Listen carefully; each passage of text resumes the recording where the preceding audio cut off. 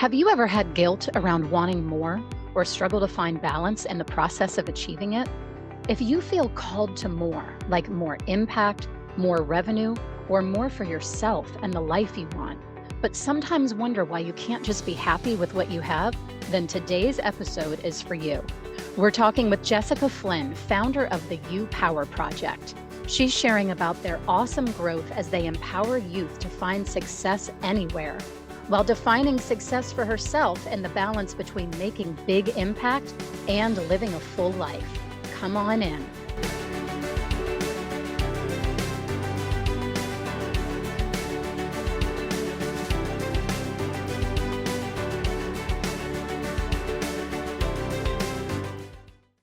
Welcome to Transforming Millions, where women leaders get real about what it really takes to make world-changing impact without life-sucking consequences.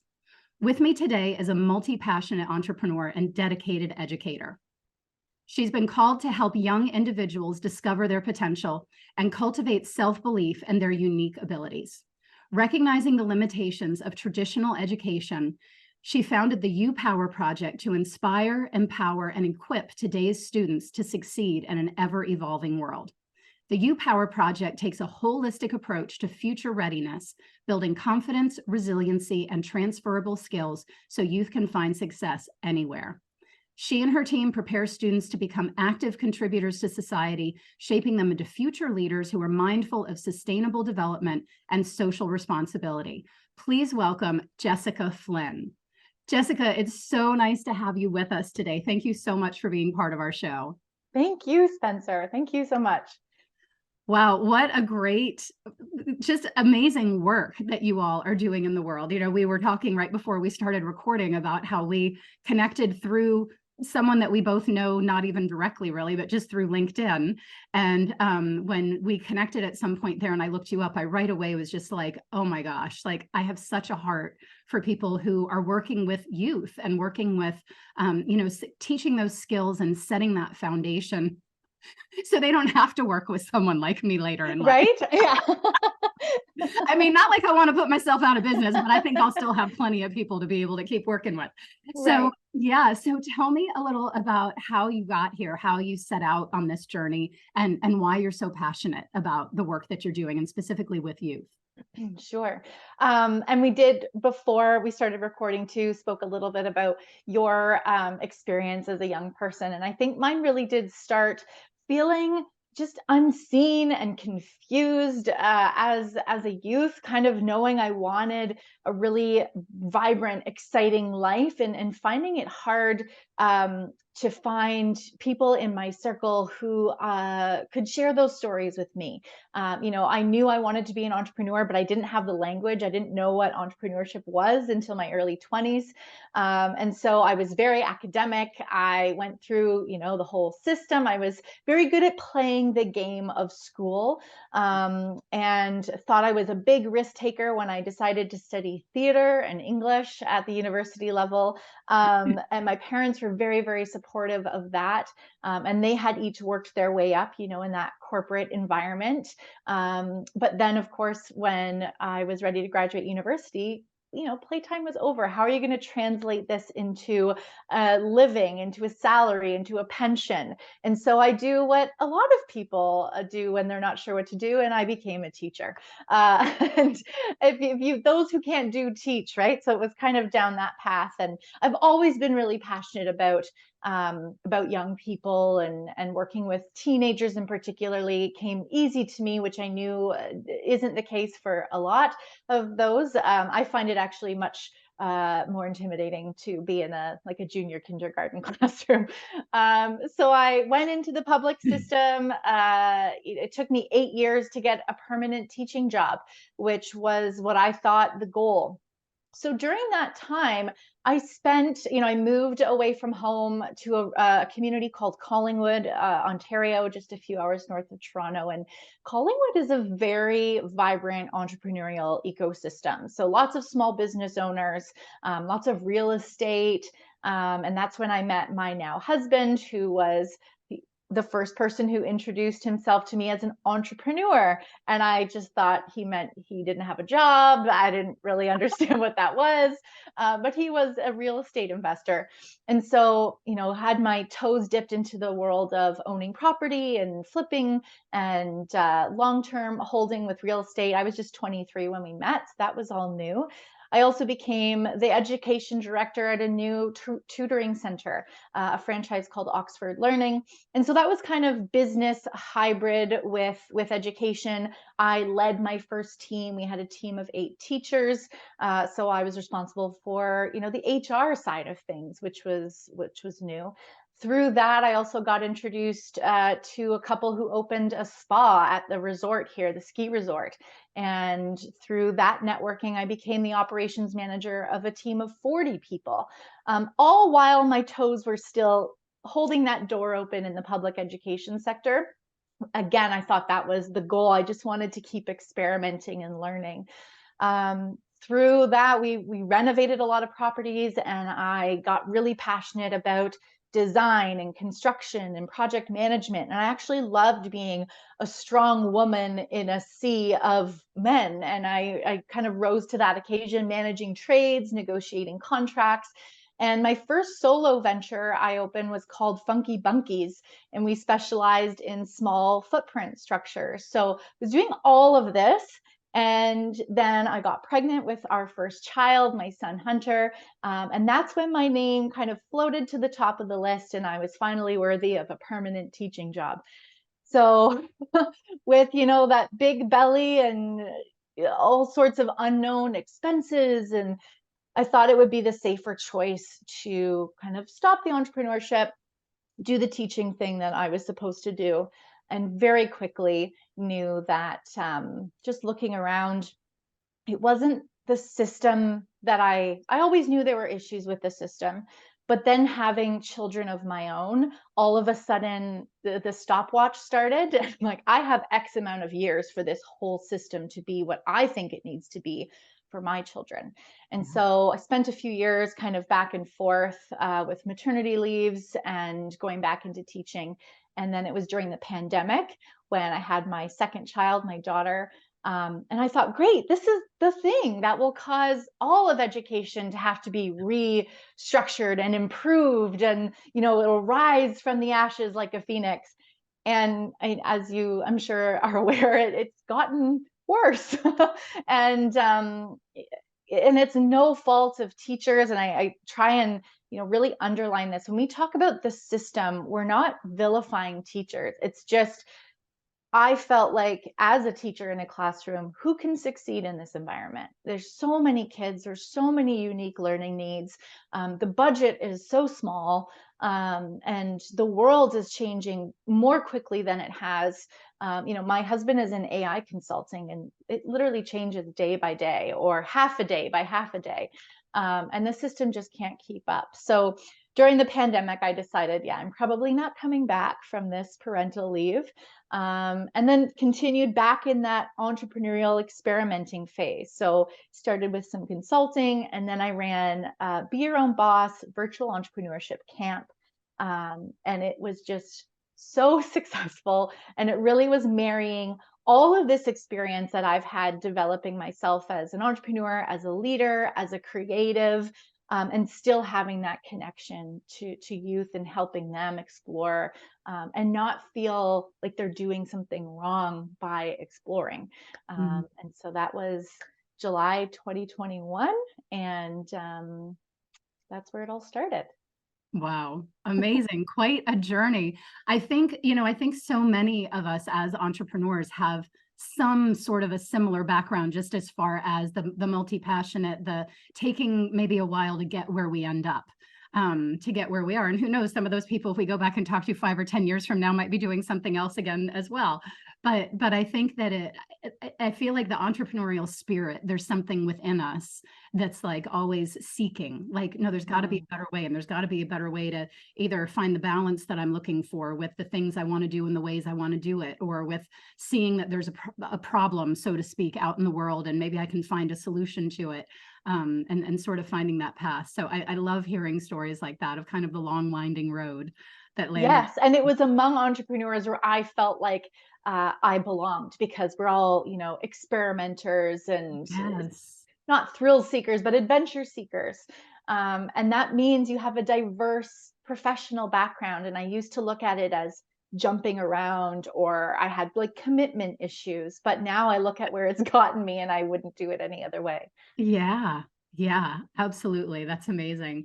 I love what you said too about the system. I mean, certainly we could talk for hours about that, which Yes. we won't go there that far.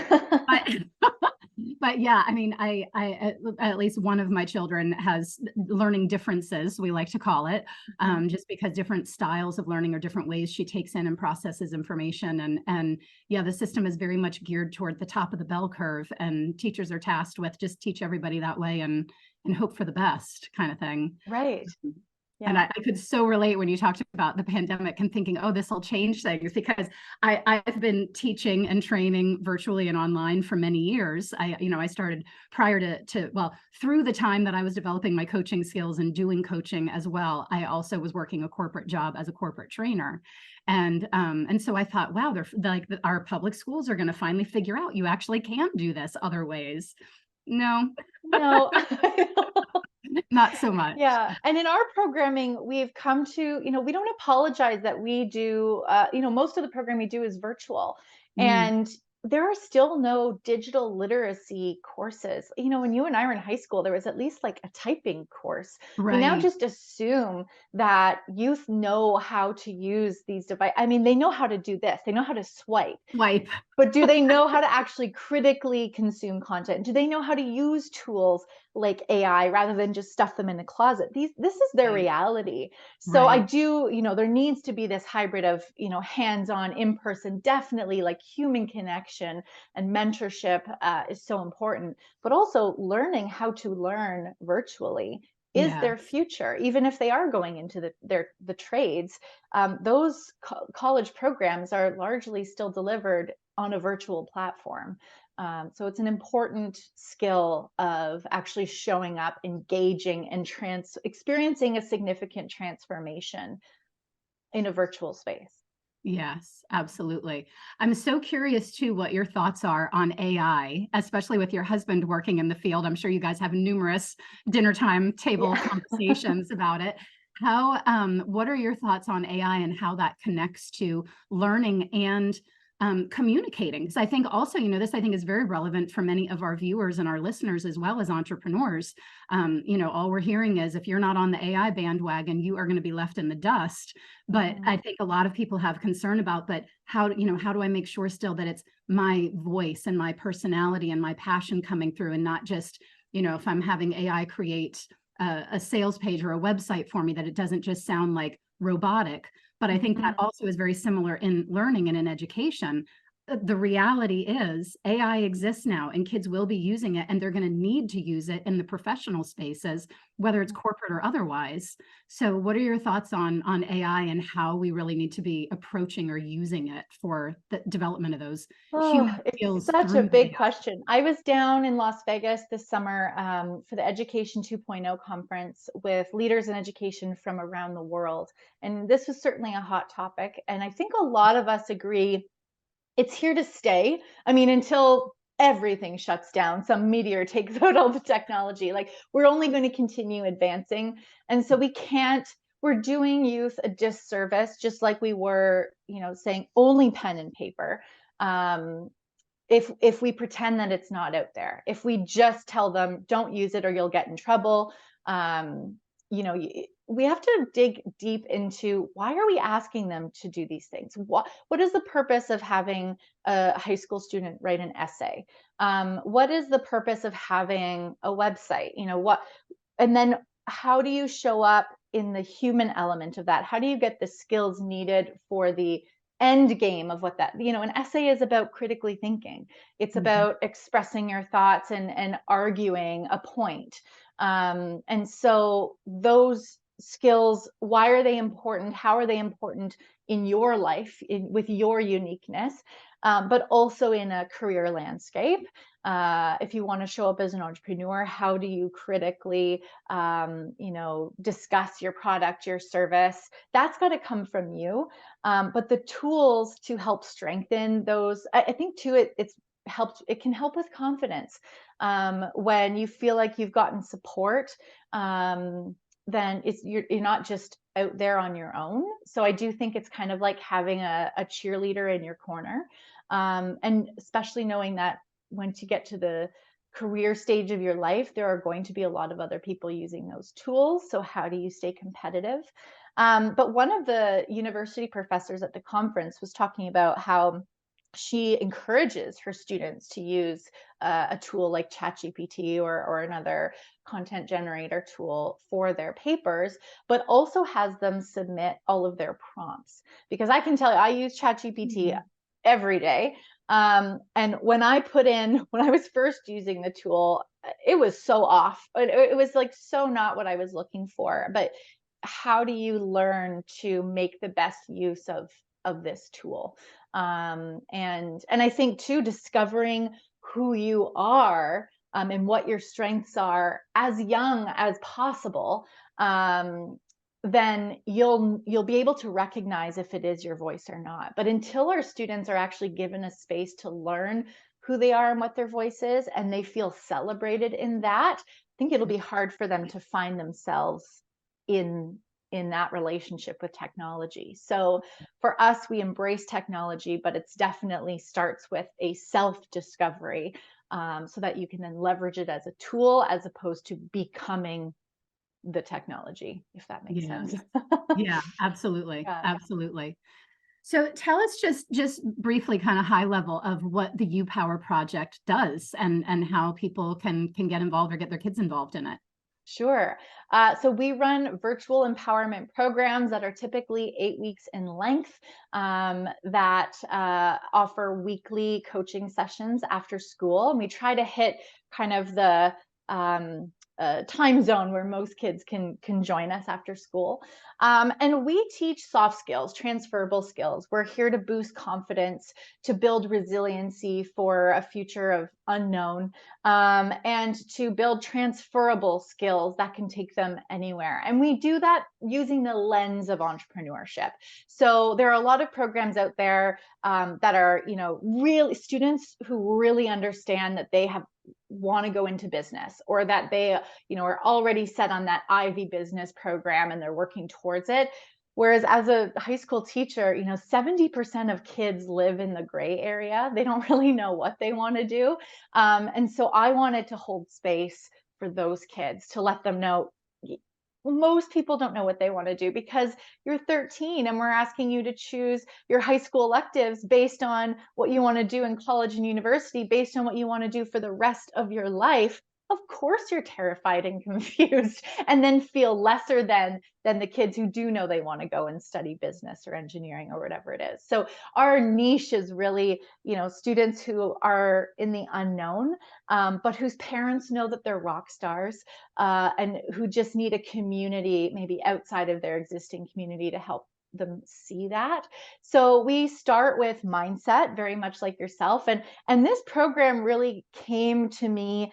I wouldn't have been able to put this program together if I hadn't received coaching on my own. So part of my entrepreneurial journey after my daughter was born was, okay, I know that there are women out there who have the tools that I don't have yet, and that continuous learning journey. So we've incorporated a lot of, entrepreneurial or C-suite level coaching tools into our program as well. So we start with mindset and believing that anything is possible. And we work towards bringing our students into owning that anything is possible for them through setting goals based on their vision boards and their big, big dreams. Goals that they can work on every single day as young as 12. We've had a few 10 and 11-year-olds in our programs, but we say, it's really geared for 12 and up. Then we help students shape these ideas into opportunities. So yes, you're 12, and yes, you want to become, something major in the science field, but that doesn't mean you can't do something tomorrow. You can't do something today. You can't start a small business that could get you towards these goals. So shaping their ideas into opportunities for right now, and then helping them take action and sharing those ideas or those projects with the world. And so our framework stands for BOSS. So believing, owning, shaping, and sharing, so that they can really be the boss of their own lives, as opposed to just being a business focused program. So we started with our flagship program, which is called Foundations for the Future.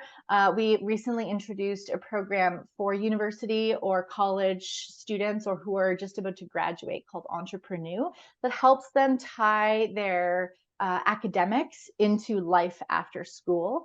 Some of them have been in school as long as 25 years, so they're not really sure what life looks like. And then also with these programs, we connect them to mentors. So we have guest speakers. They have forms that they can fill out to connect with mentors directly. We're developing an app-based mentorship community alongside some of our post-secondary interns. So it really is a community to just be a part of your parenting journey when you know they're not quite getting enough, when you know they're not quite being seen in the traditional school system. That's where we come in. I love it. It's incredible. I mean, it really sounds like you guys have created a fully comprehensive, like you said, on the soft skill side, that I don't think they get anywhere else at that age. No, it's so hard. And I just watched a fascinating documentary. It's called Most Likely to Succeed. And it's about this great school out in California. Life, like, Spencer, when's the last time you had a test? Right? It's been a while. Probably when I sought out the Gallup Strengths test. Yes. That was the closest to a test there was like right. questions. Right. So, but life is more of a project. When you want to apply for a job, it's a project. When you want to build or do a house, it's a project. Everything in your job is project based, and so taking away those tests and replacing what we're doing. I mean, technically, there are so many course codes in Canada and the States that our program could relate to in business and entrepreneurship, but also social studies. And but when you take the tests away and just let them experiment, students are far more likely to take risks, to really learn from failure, when failure doesn't mean zero or red pen, when failure is just a part of the process, a part of the program. They don't even see it as failure. It's just a step that they took. It's feedback to then learn from and take the next step. Yes. Yeah. So our project-based learning, I think, is really important too. So students work towards creating a personal portfolio, which is that sharing your ideas with the world. So it's sharing themselves online, which is also controversial in the public school system. Often in school, the workshops we received as teachers were, phones in a bin, the internet is dangerous, like, don't look at it, which of course we know it can be. But again, like AI, it is their world. So rather than not supporting them and figuring out how to use it, we have guest speakers come in who are social media managers, talking about, here are the opportunities that exist. Here are what people can build when they use the tools properly. But we also talk about, is it safe? Is it kind? Is it necessary? And so putting a portfolio together with a free, Google website is taking up space, starting your path of your digital footprint at a young age, where you control the narrative, unlike perhaps a social media where other people can share you or take pictures of you. This is where you get to frame how you show up, and it's really personal branding. So that's the project that we work towards, and it can either be a personal portfolio or this is the website to launch your business with. So in 8 weeks we get a lot done, and that's why too we felt we need to hold space longer in a community platform, because there's so much learning, as we all entrepreneurs know. After that launch it never ends. It never ends. And I tell people, I made the joke earlier about like putting myself out of business and people not needing me, but I really believe like coaching is something we all can benefit from for life. Like no matter what, there's always a next level, a next stage, a next thing we're moving into. And we all can benefit from that support of having that guide and encouragement and helping you look from different perspectives and all of that. So that's, so Totally. you've set up a space for them to be able to continue beyond. Mm-hmm. Yeah. That's awesome. Awesome. Ugh.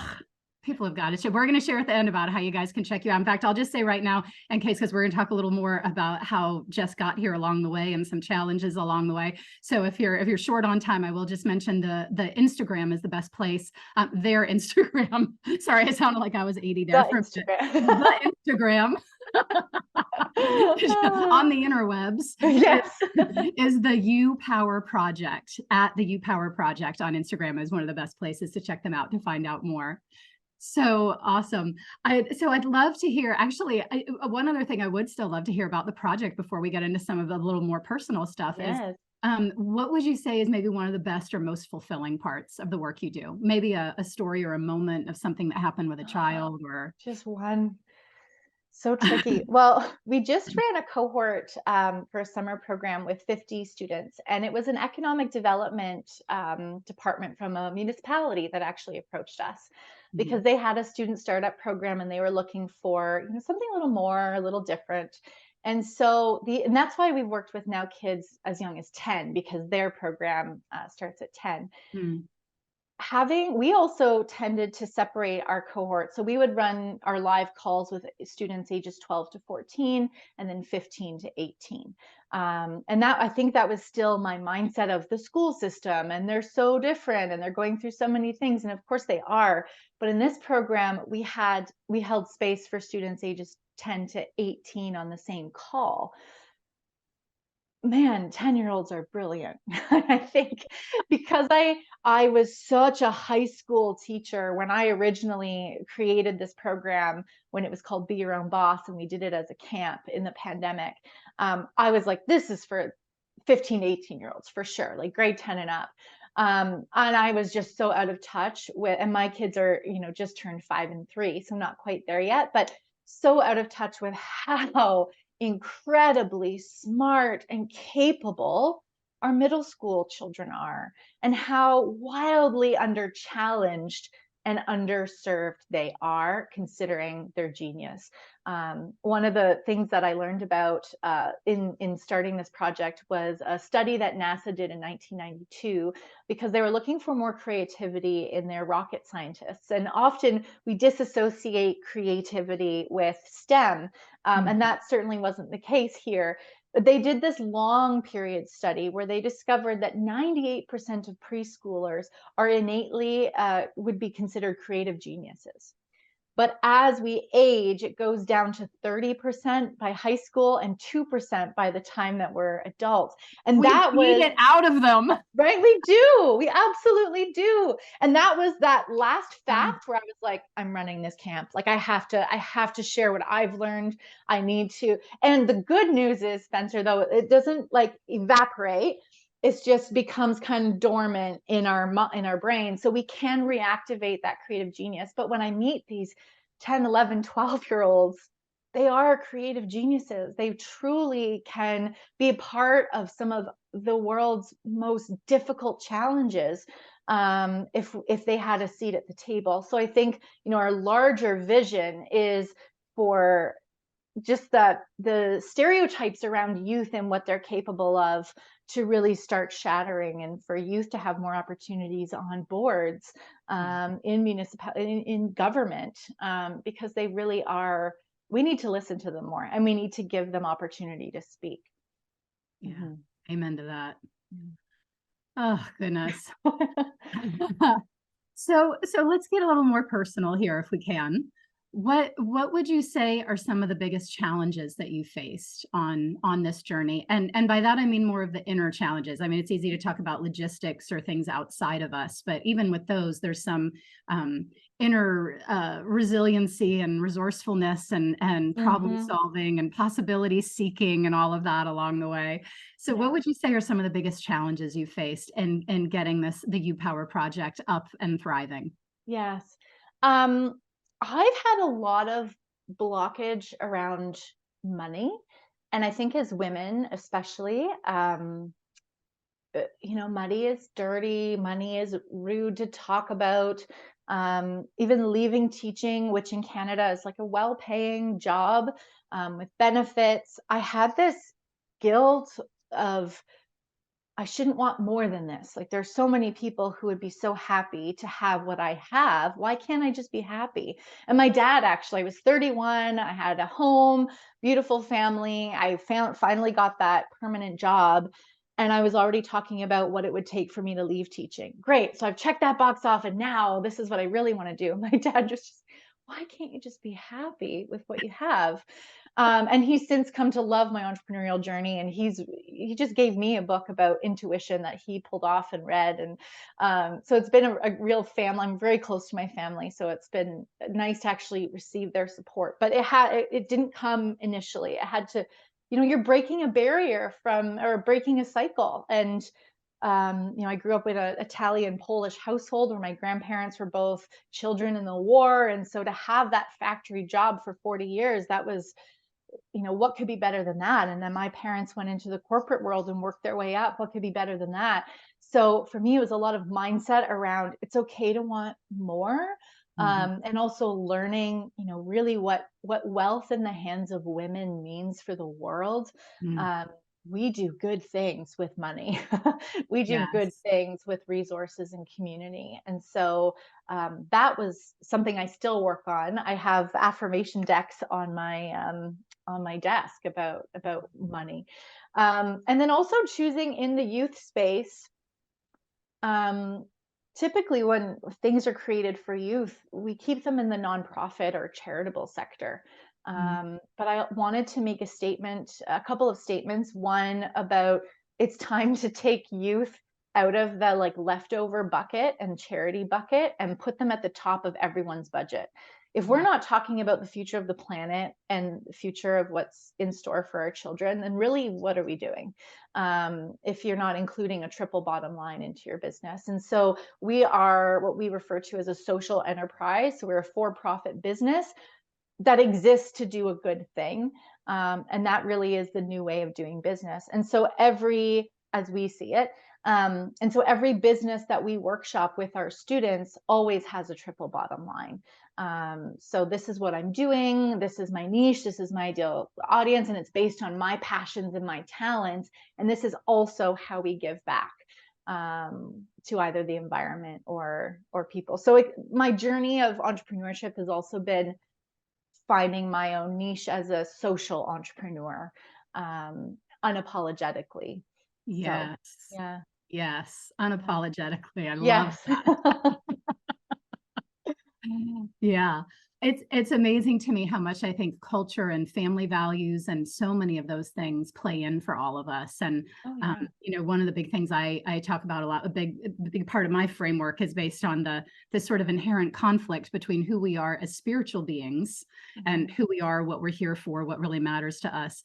That sort of inherent conflict with who we are then as human beings, and this need to survive and the fears and the doubts that come with that. And part of our survival goes back to our caveman days of not being kicked out of the cave.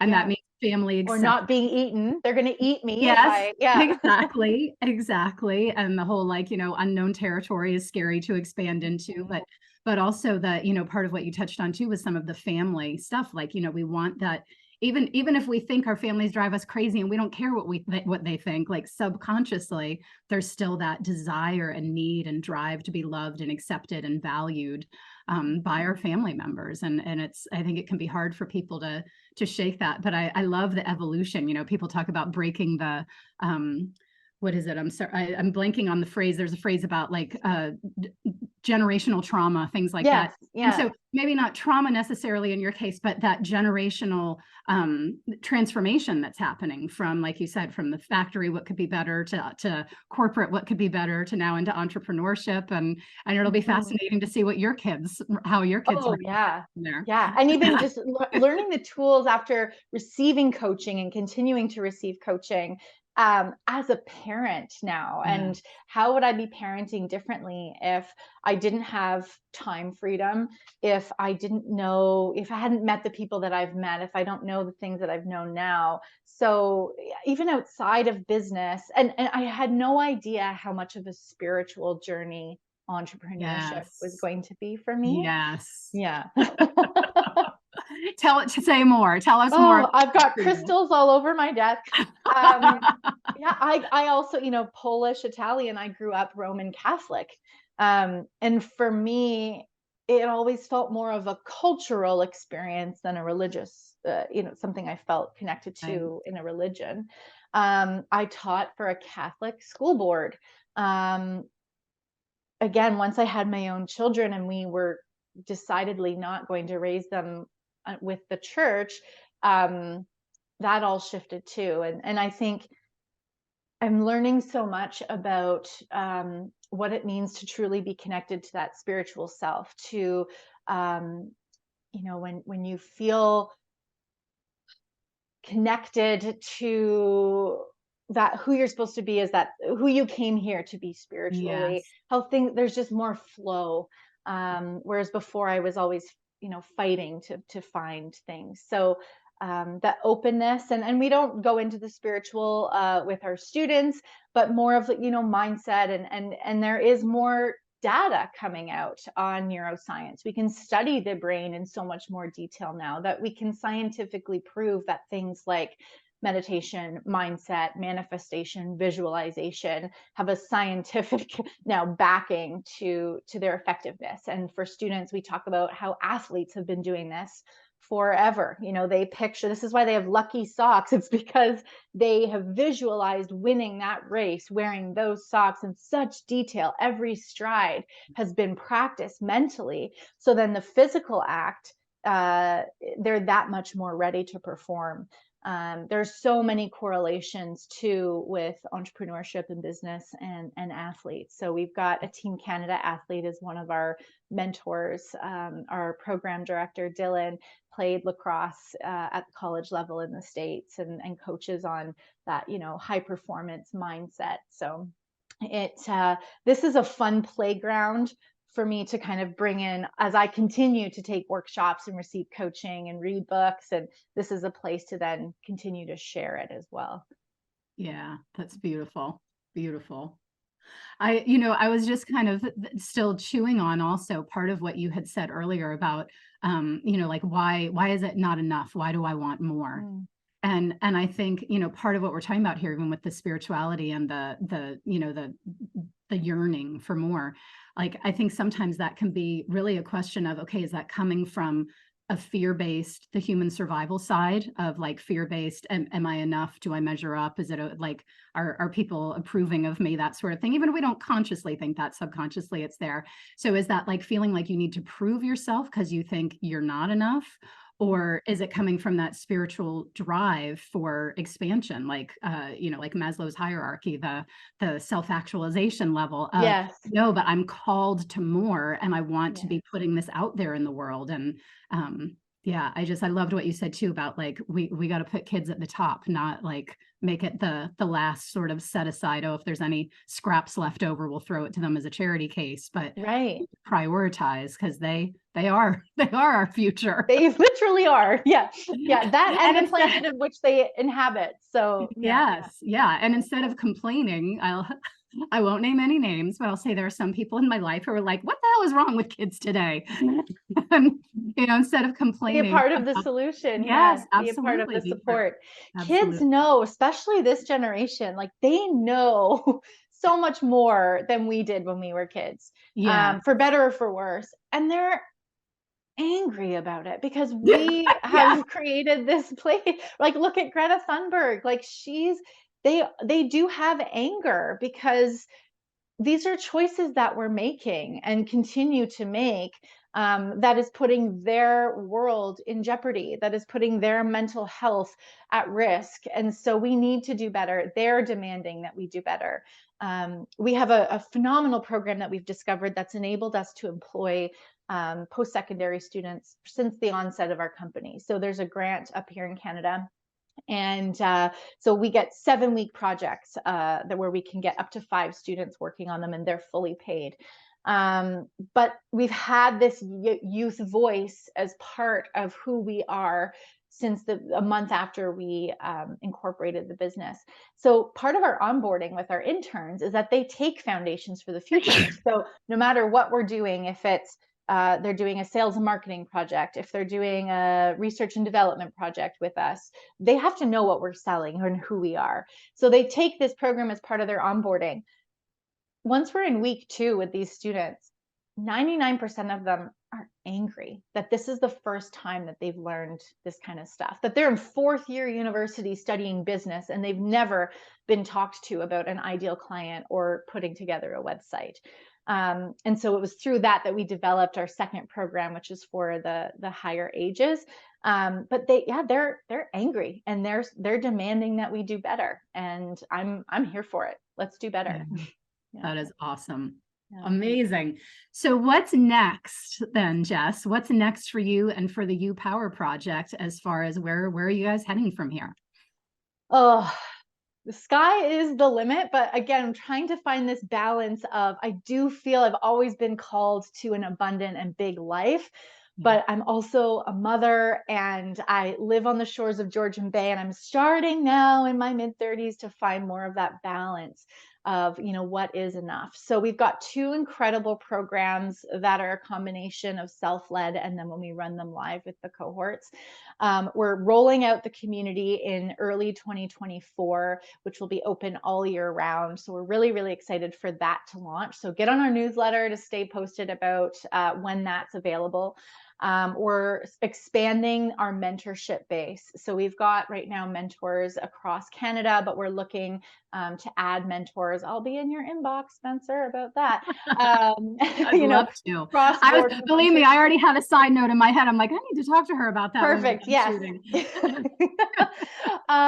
And as much as we are huge proponents of virtual learning and doing it well, I am also working with 2 other co-founders to launch our very first brick and mortar high school, which will happen in September 2024.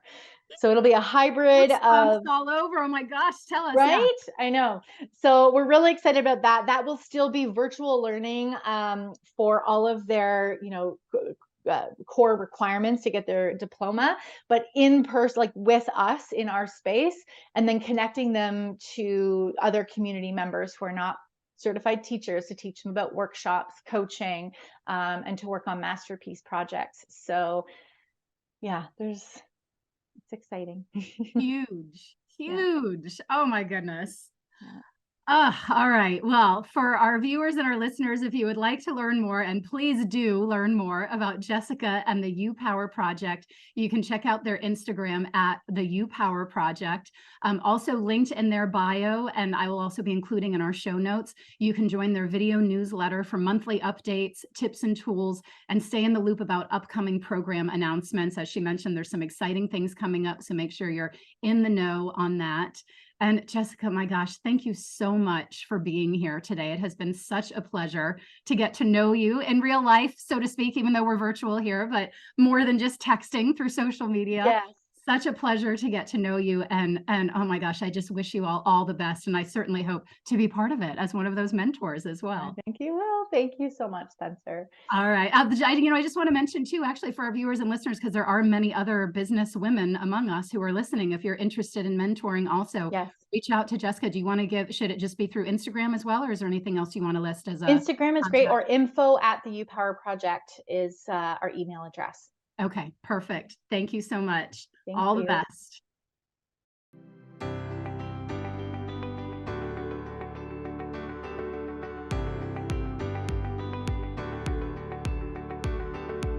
If you'd like to learn more about how you can unleash your and your organization's power to profitably and sustainably make the full impact that you know you're here to make, and to do it in ways that work for you without life-sucking consequences, go to transformingmillions.com to sign up for our free masterclass and to be among the first to know about our live coaching and connection event coming soon. See you next time.